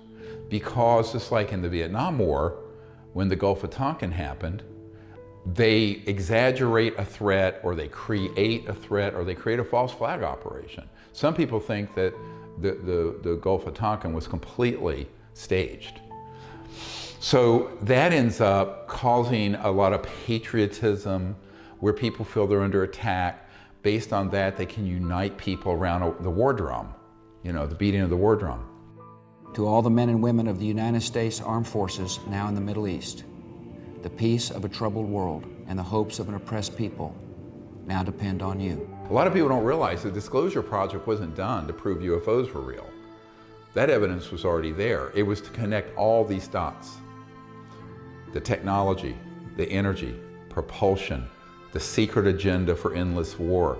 That's what the Disclosure Project's about. It's not about saying, gee, there's something up in the sky and we don't know what it is. I mean, that's what people think disclosure is in 2021. But in the 90s and early 2000s, we knew that that wasn't the issue. The issue was, what's really behind the secrecy? How is it structured? The public doesn't know what unacknowledged special access projects are. In fact, you know, a lot of top people in the government have never heard of that term, if they haven't been briefed or read into it. So you have to understand all that to then say, well, why really did we get into these quagmires? You have to ask the question, who benefits? Well, people who want to control the population through fear, which leads to war, and people who want to get a lot of money from contracting. It's a very lucrative, the war profiteers and the big trillions of dollars. I mean, we're spending nearly $1 trillion a year now on defense, intelligence, homeland security, all this in the United States. But there are most of that money is going out the door to, again, private contractors. And if you have a budget that big, there's a 20% slush amount. So $1 trillion, couple $100 billion can go into black projects. Nobody knows what the hell's going on. And that's the Frankenstein that got created in the post-World War II era that then got up off the table and is stalking the planet. So that's what people have to view it. It really got out of control. And it's been out of control certainly since the Eisenhower time. JFK tried to get the information. It's one of the potential reasons why he was assassinated. He really dug deep into the UFO topic. Clinton as well. UFOs. You've been the president. You've seen all the info. Are they real? The truth is that we've never proved one, but there are things flying around up there that we haven't fully identified yet. Obama was well versed in some of the information about the UFOs because they had to try to find a way to launch a mission to deflect an asteroid from hitting Earth, which is still currently going right now. And because of that, he had been briefed on some of the information, but not all of it. But he again said, I can't say anything, it's top secret, there's nothing I can say. And so even Trump as well tried to get in. Hillary Clinton tried to get this information. Podesta tried to get this information. Podesta knew a little something, but he wasn't allowed to release what he did know during the Obama administration.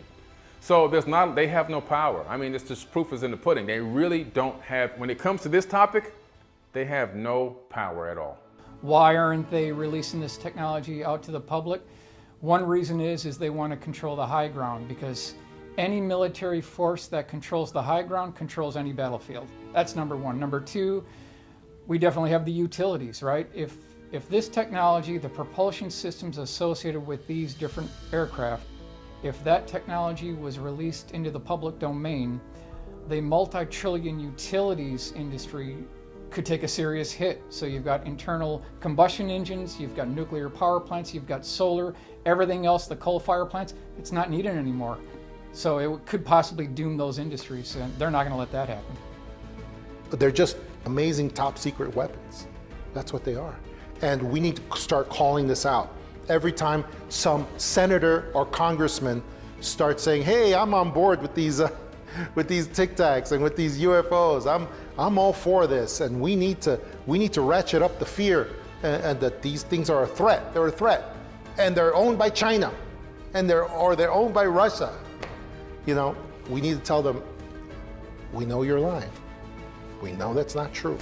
We've got reports from 1967 out of Pennsylvania that mimic the form, fit, and function of what the F-18 pilots saw in 2004. So could this technology date back a lot earlier than we think so? Yes, because we've got the clippings that say that not only does it look like the Tic Tac, but it also acts like the Tic Tac, and it had rivets around the outer circumference of the craft itself. Rivets on an extraterrestrial spacecraft sounds a lot more man-made to me. So what we could be looking at with these military fighter pilots interacting with these Tic Tac vehicles is Americans chasing Americans. Anti-gravity is a pop culture term for what is properly called electromagnetogravitics. So what does that mean? It means very high voltage systems that affect mass. So if you create a mass effect where something becomes massless through the magnetic aspect of electromagnetic fields, it can then be, the propulsion and the speed of it can technically go to infinity. If it becomes not totally massless, it will be incredibly fast. So it's electromagnetic field propulsion. I mean, I don't think you have to make up a bunch of stupid, fanciful terms like UAP and UFO. I mean, this has been known for decades. By the time they used the acronym UFO, They knew they weren't unidentified, and they knew they didn't fly in any normal aerodynamic sense. So all these acronyms that are created by the intelligence community that become the buzzwords in the media, because the media is they're basically, as one of the top media people in the world told me in the 90s, we're scribes taking dictation at the right hand of the king. And the king are these covert programs. And you really don't want to have the average physicist comment on this. I don't care how many degrees they have. 10 degrees from MIT, that and $1.50 gets you on a metro. You simply haven't, those people have not been given access to the physics and the technology behind these. Now that's one level of technology. When you're dealing with transdimensional interstellar, you're talking about another whole order of magnitude. So now you get into what the physicists call non-locality, or entangled, where everything is connected to everything else in space-time. But you're on an operational level. So, like there's been studies and experiments done with teleporting a particle. We're talking about teleporting an entire spacecraft with people on it. That is another level. That's beyond, say, zero point or quantum vacuum or electromagnetic gravitics or electromagnetic field propulsion. So there are different levels of this. And so there's a lot of things going on out there. Some are man-made, some are ET. There are points, it's like circles at subsets that intersect. There's an intersection where a lot of them look very similar and therefore get called the same thing. But they're actually very distinct hallmarks of a man-made versus a true interstellar, which is transdimensional. It's like the Truman Show. Jim Carrey is very interested in what we're doing. And I could tell people, if you look at that old show, Jim Carrey is playing this guy who his whole life is raised in this sort of fake set and wakes up one day and realizes, my whole life has been this staged thing. So I think most people don't realize we're living in somebody's big Truman Show here. The controllers, I call them, who orchestrate these things. And so we kind of have to go, well, we need to have that Jim Carrey moment where we kind of wake up and realize, we've been in a crazy Truman Show here for 70 years since World War II. And get real. That's what we need to do. I believe if the public found out that we were not alone, that the majority of people have been really prepared over all these last 2 or 3 generations, I believe, to hear it, understand it, digest it. It all depends on the way it's presented. So if it presented with a fear-backed type of a concept, it's going to be taken very harshly. In other words, if they bring it, the aliens are coming, they're attacking us, they blew up a Navy vessel, we don't know what they're going to do, and they've got control of our nukes. Let's just go down the rabbit hole here for a second. Let's just assume this is some sort of adversarial or foreign technology that several decades now has managed to leapfrog us and evade all 18 members of the intelligence community, despite our best human intelligence, signals intelligence, imagery intelligence, yada, yada, yada, yada, right?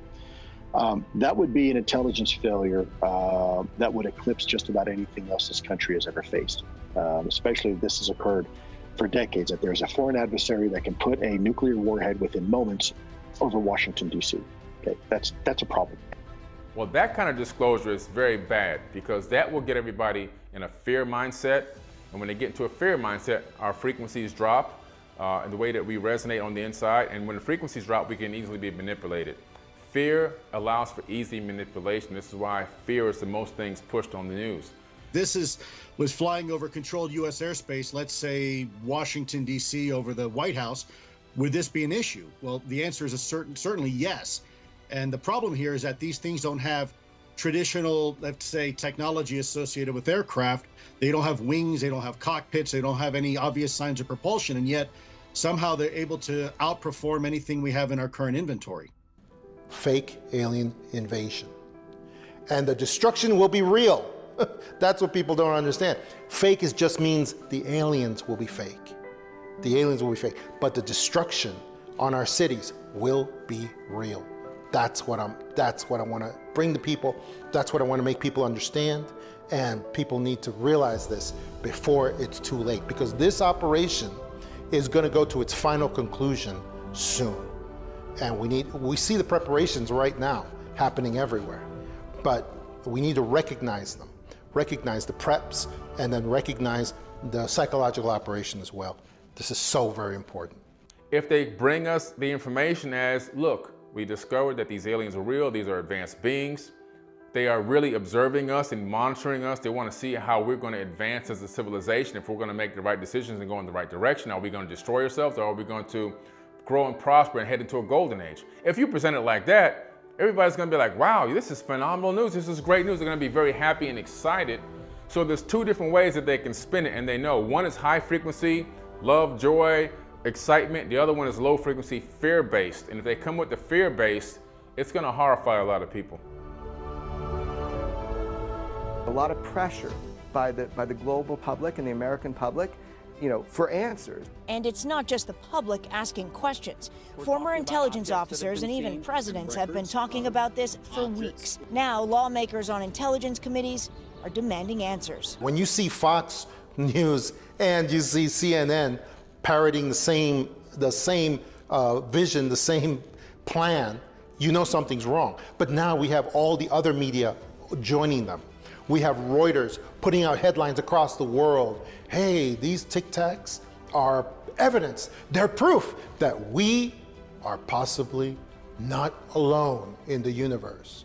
Okay, that's complete bullshit. That is a CIA mind control phrase. That's all that is. And it's being used by several politicians, national figures, celebrities, and that's how you recognize these people, by their language, the language they use. They use the language of threat, of alien UFO threats, these vehicles, these craft. They're not human, they're possibly extraterrestrial in nature. It's all part of the same thing. Now we had this Senate report that never really materialized. It was, people were like, oh, countdown to disclosure. This is great. The Congress is going to report to the NID, the National Intelligence Director. We have Elizondo going everywhere and talking about a bunch of nothing, really, because he never offers any evidence to the stuff that he's talking about. And that's because these Tic Tacs, and I'm not revealing anything that's top secret or confidential, these Tic Tacs are American super weapons. They are super weapons. And this relates to other things, other areas of life too, because it is the reason why China could never get into a kinetic war against the United States, because we have these Tic Tacs. One of these Tic Tacs is enough to destroy an entire air force of another country, and we have them. Elizondo is nothing more than an agent of disinformation for nefarious forces. I don't even want to say exactly who those forces are, because they're bad, and they are the ones that are behind putting together this operation. And the fact that Elizondo will not defend his supposed information against anyone of any repute or any knowledge, like Dr. Greer, that tells you everything. That tells you everything right there. Yeah, Lou's here. There he is. There he is. I think the ATIP organization that Lou was part of, I think it's a disinformation campaign. It's like a magician. You're going to do something over here, but you're trying to focus. You're trying to have people focus over here when they're not looking. To pull a fast one. The fact that the major media is going to five guys, nobody else, just the five horsemen of the apocalypse, if you want to call it that. They're just narrowing their opportunity to get to the truth. If you're just parroting what the talking points are that they've I don't know if they've been given talking points, but they've been directed to speak in that direction. I think it's doing a disservice to the release of information on aerial phenomena. Dr. Greer made a statement and called out the five talking heads on the major media. It was a major maneuver, and it kind of shook up the ufology world. He called out Lou Elizondo, among others. We reached out to them all to invite them on a cordial debate. Let's discuss this like grown men. We have received hostile responses to the invitation. Some were quite provocative. All right, I'm going to assume then that you're not going to take up Dr. Stephen Greer on his offer to have a online live debate on third phase of Moon then. Who's Greer? There you go. I'm kidding. Look, I don't negotiate with terrorists, bottom line. Yeah, Lou's got some issues. He called you, like he says he doesn't negotiate with terrorists. Yes, well, I mean, you know, myself and some people who worked with me have been called terrorists, every other thing, traitors, because we're not willing to go along with this corrupt game, and we call it out. Dr. Stephen Greer coming at you at different angles and all the sublets that they have around them coming at you. I mean, how hard is that to deflect all of that pressure? Well, you know, it's funny because for 3.5 years they've been taking cheap shots at me, and I haven't said anything. You know, the one time I do just a small retort, you know, they fall to pieces and start crying, and you know, then you're not fair, Lou, and what are you doing? And you know, you're picking a fight. Well, you know, him calling Dr. Greer a baby and a bully is so appropriate for bad people to do, because we know that bad people always accuse others of doing exactly what they are doing. That's what they do all the time. I don't know what to tell you, man, but look, Heaven's Gate and Jim Jones comes to mind. Insane, the moral high ground that he thinks he occupies in this situation. I think it's turning people against each other. You have these five guys, and they have a narrative. They're not moving from it, and it's not the truth. He will never debate with anyone that has any knowledge, and for him to say that Dr. Greer is a terrorist or is someone who is lacking in knowledge or truth is ridiculous. It's preposterous, because he is obviously an agent of tremendous disinformation. So it just has no justification. It is the deadliest attack on U.S. forces in Afghanistan in a decade. The real terrorists are the people who are killing millions of people a year through pollution, poverty, etc., and committing what I call planeticide, the murder of an entire planet. It's like homicide, but it's a planet. So you have these people who are in cogs in a machine. Now, keep in mind that someone like Lou Elizondo is a very low-level person. He's a foot soldier who has a very teeny little sliver of a portfolio of what to do. UFOs, unidentified flying objects, are real. Bill, I think we're beyond that already. The government has already stated for the record that they're real. I'm not telling you that. The United States government is telling you that. I don't care about personalities. I care about if someone starts getting a stage on 60 Minutes or CNN or Fox News or whatever, and they're reaching millions of people and they're telling provable lies. It's like Senator John Warner's son, John Warner IV, who said, I don't appreciate a Mellon, Chris Mellon, lying to the American people. This is not good for our family brand. Because the Mellons, you know, Paul Mellon started the CIA with Alan Dulles.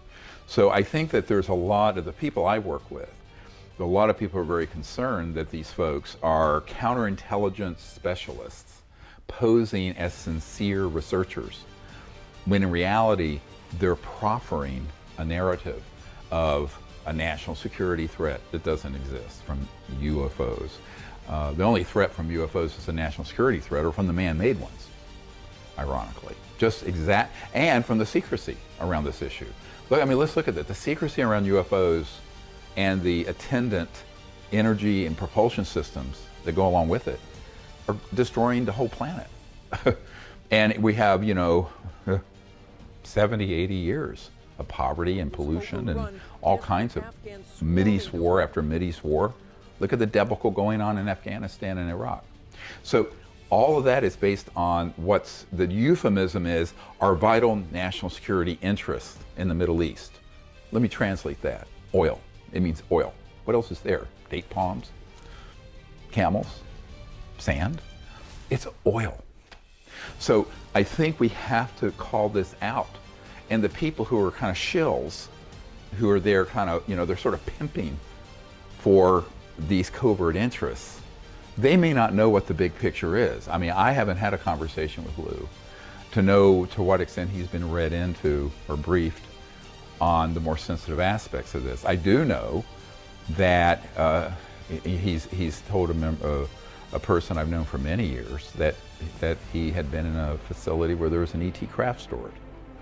Now, if that's true, then he certainly shouldn't be saying to the American public, gee, we don't know what these are. So the people out there who keep pushing this fear agenda, I think most people in the UFO world don't know that that's what they're doing, that they're just sort of parroting disinformation that's been embedded into the research and books and documentaries on the subject. But that's really where it's coming from. The origins of all that mythology of aliens doing this and that is all coming from a CIA program that's designed to scare the hell out of people. Why do you want people to be afraid? A, you control people through fear. And B, you can justify a war. 300-foot whale, I think. So we put this in. See, there you go. So we're out in the country, so if we lose power, we'll have this. And this is, my wife can't move this, but I can, so. And probably my oldest grandson can. So it's kind of, you can fill up buckets. And we put this on here 23 years ago. First of all, you've got your crown jewels. These are the birds that they don't talk about. You've got something called ace in the hole technology. That also falls under the same category. Then you've got something called silver bullets, which also falls under these mysterious aircraft. Then you've got something called trump card technologies. And when you put all these together, this really explains things that are in the unknown, you could say, level of things that you would never see at your local air show. So when you talk about white world technology, we're discussing things that you would see at a local air show. F-15, F-16, F-14's retired now, you might not see that, you might see that in a museum. Those are all falling under the category of white world classified, unclassified aircraft. The other ones, which I think you're familiar with, that would be something that in the white world, we're told that every year that goes by within the white world, 42 years goes by in that so-called other world. So if that theoretical model is true, and if it holds true, then what you see all around when you go outside your bedroom window is nothing more than a total construct. We're living in the Matrix. They're living in a completely different world.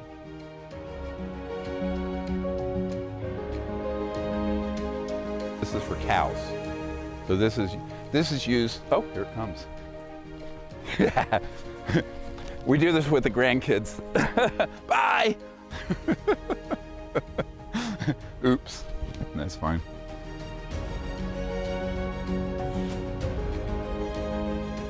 Well, we bought this place for this. It has a 100-mile view of the Blue Ridge, Shenandoah National Park, Blue Ridge. It's, 65 acres and private, and it's a place to hide. It's safe and secure. So we have great neighbors, wonderful people out here. So we decided this is the place to be to, have some solace and peace. So. Is there any regrets that you had? I've never been a person to, look at regrets and wish I could have, should have, Prada. I just sort of, there are things you learn from. There are mistakes certainly that have been made, that I've made about people that I trust that I shouldn't have. But that's the nature of anything that you do that's going to be controversial. It's almost like pre-positioned weapons of mass destruction for people's minds that are out there on this entire subject, because it's sitting out there, and people aren't aware that the intelligence community is very good at staging false alien events. And people say, oh, I'm always asked, when is this false flag going to happen? I said, it started in the late 50s. You missed the whole point of my narrative. I mean, it's like that In Vogue song, "Free Your Mind." You know, you got to free your mind from all the garbage that you have been sort of sucking into your awareness, and you've been force-fed this stuff since the 50s and 60s. So the ability to stage false alien events and deceive people has been around since I was a child, you know, and I think this is not being accounted for.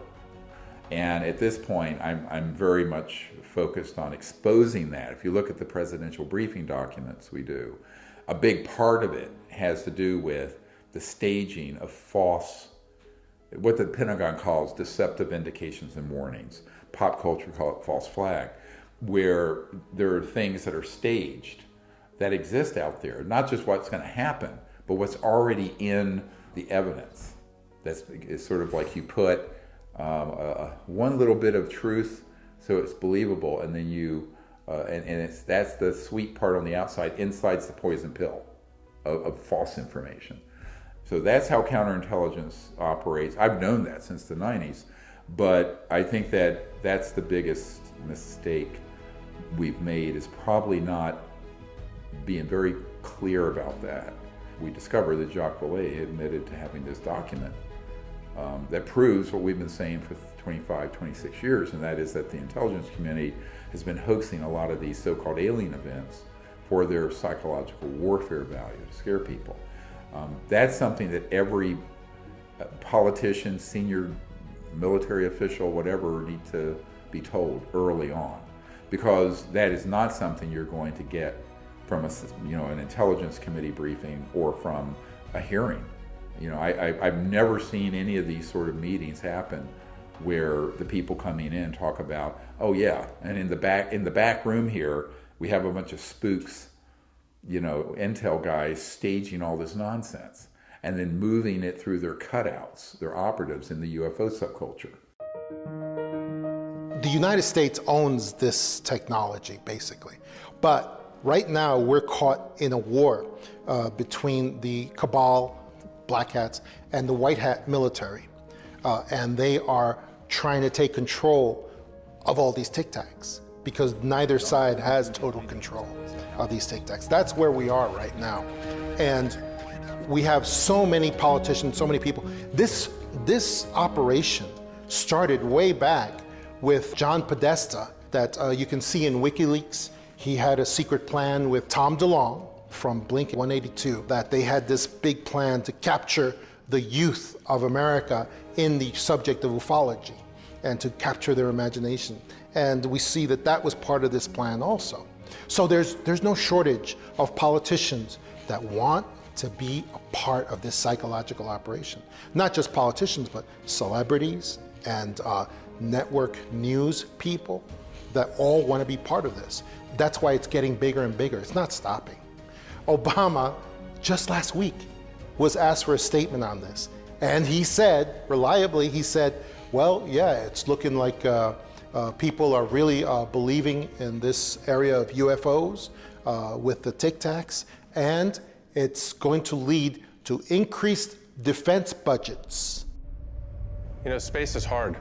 It used to be all we had to worry about was astrophysics, Kepler's law, gamma rays, solar flares, rocket science, black holes, and the theory of relativity. Talk about a nod to the military-industrial complex. That's what he just did. He just notified the military-industrial complex that they're going to benefit from this psychological operation to ratchet up the fear surrounding UFOs. They're leading into a very soft disclosure where we will get the announcement of alien life coming in just a couple of more years, and that's going to be from the Mars Perseverance rover.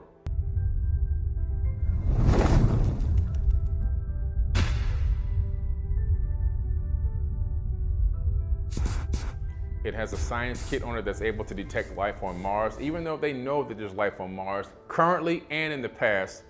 This will give them the ability to say, yes, we discovered aliens are real, and the aliens in this case will be bacteria, either a bacteria or a virus, or maybe both. Something that's going to make us feel like there's a potential threat. And again, the reason why I believe this is because I think that they want to really drive trillions of dollars into the Space Force. because there's nobody left to take over on this planet. There's no other countries left at this moment to keep the money going into the war machine. And so to keep the war machine going, they got to keep the fear in the people. And the next big thing is, well, let's move weapons into space. Let's create space weapons. Let's create spacecraft now. Let's go there, and that's gonna allow us to continue to employ ourselves, be on the board of directors of all of these private corporations, and collect a lot of revenue. The UFO threat is being exposed by this former Defense Department official. I think if the major media, I call it the fake media, were to get wind and have actually some evidence of we're working with alien entities, alien beings, or in some type of intelligence from another world. If it was me, it would be the front page of the New York Times. But I think that the media is in compliance with the federal government as far as keeping secrets. Well, they ridiculed and tried to destroy Bob Lazar. Examples of technology that is seemingly beyond human capabilities. I did not believe that this should be a security matter. Some of it, sure. But just the concept that there's definite proof. We even have articles from another world, another system. You just can't not tell everyone. Anybody who comes out and said that they have experienced an abduction or have experienced a sighting or experienced chasing one in an airplane or whatever, the media, even today, not as much as it was 5 years ago, but the media today, I think, is going to paint you as a fool. T. Townsend Brown and then the stuff done by Marcel Vogel, they were using crystalline materials and to put very high voltage systems through coils through the crystal, and they would get the crystals would actually vibrate and pull energy in from the 0 point, and they would, even if they hit the right resonance, the frequency cycle per second, they would levitate. Literally, they had levitation that took place, they observed. So that was way back in the 20s with T. Townsend Brown, whose work eventually became, got incorporated into the RAND Corporation, the RAND think tank in California. So there's a lot. The biggest secrets are not the 0 point energy and electrogravitics. It's the science of consciousness. It's the trans-dimensional physics that go interfacing with thought and consciousness. What Elon Musk is trying to do with Neuralink, where you can think to your computer and it turns it on. These were technologies that were developed in the 50s and 60s in highly classified projects. The interstellar civilizations, I always tell people, do you really think they're going to be using a cell phone? I mean, why would ETs be using 19th century and 20th century communication systems? They don't. So their whole paradigm is non-locality in physics, all right, where things can be in multiple places at once. Einstein called it the spooky effect. All their communication systems are moving through the consciousness field and are thought actuated. So people go, oh, that's so far out there. I say it's only far out there because people have been lied to. If these are extraterrestrials or real and they're getting here from another star system, they're not using 20th century or early 21st century technology, right? They're using a whole new type of physics. And the big breakthroughs in that are not 0 point energy or anti-gravity, it's this other stuff. The people at the CIA call it WSFM, weird science and frickin' magic. And my uncle's old company, Northrop Grumman, they just call it PFM, pure fucking magic. I mean, excuse my language, but that's literally what the engineers call it. But these civilizations that are interstellar mastered all those WSFM technologies 100,000 years ago, a million years ago. And so that is why everyone in the senior ranks of the intelligence community always have respected what we were doing with CE5 contact, because they know that is the biggest secret. That's a much bigger secret than anti-gravity or 0 point energy, by far. Orders of magnitude more sensitive. Whatever they are, whether they're humans or whether they're whatever, if they were a threat, I think we would know it by now. If they have the ability to go across the universe in a blink of an eye, if they have the ability to stop a nuclear detonation, if they have the ability to fly in formation with a ICBM that's taken off in a test flight, then they have the ability to obliterate Earth if they wanted to, or remove all humans from the planet. I think you're curious what we're up to, if they are in fact alien entities. If they were a threat, again, we would be dominated right now. If you were president, what would you do first?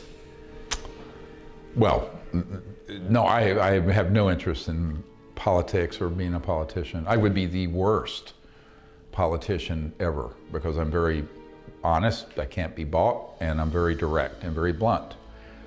So I don't think that would be, I have no interest in that at all.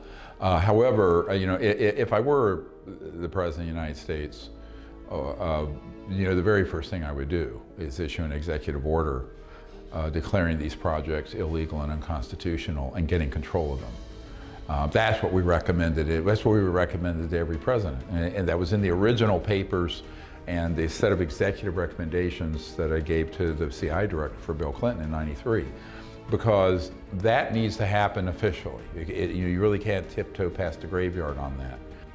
What I found is that most people who are in those positions, they don't really understand, have the time, because they have 1,000 things on their plate every day, to drill down on the issue enough to even feel comfortable with what to do about it. It's a big problem. That's one of the issues with the secrecy. When the secrecy exists, it creates this hermetically sealed system.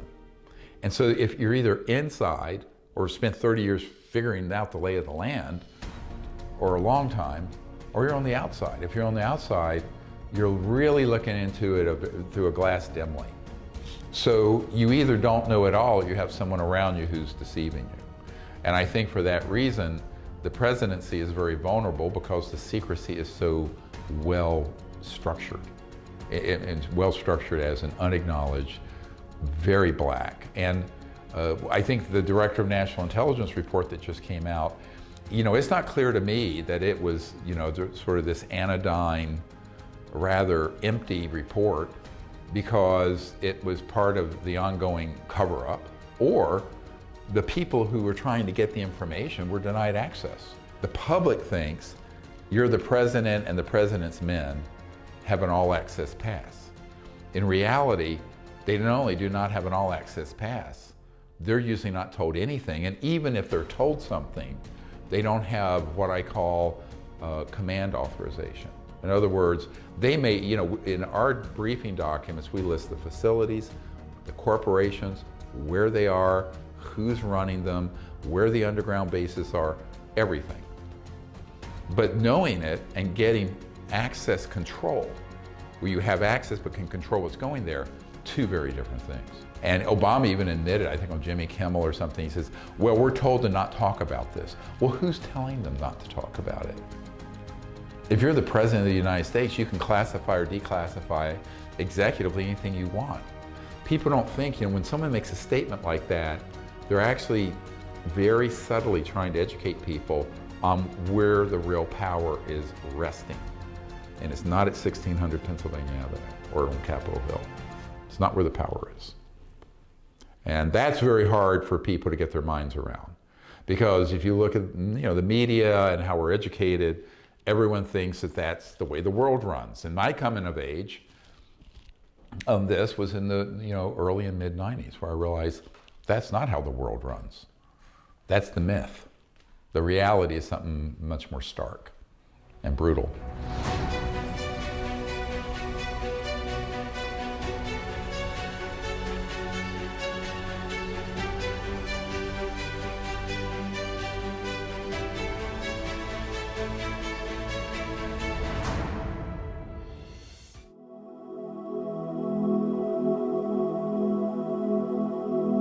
We'd like to ask for your input. Share your opinion and expertise with us in the comments after watching the video. If you're a subscriber, you'll always get a heart from us as a small thank you, and we'll pin your important post to the top where everyone will read it first. Just make sure you've already subscribed, like the video, and mention both at the beginning of your comment.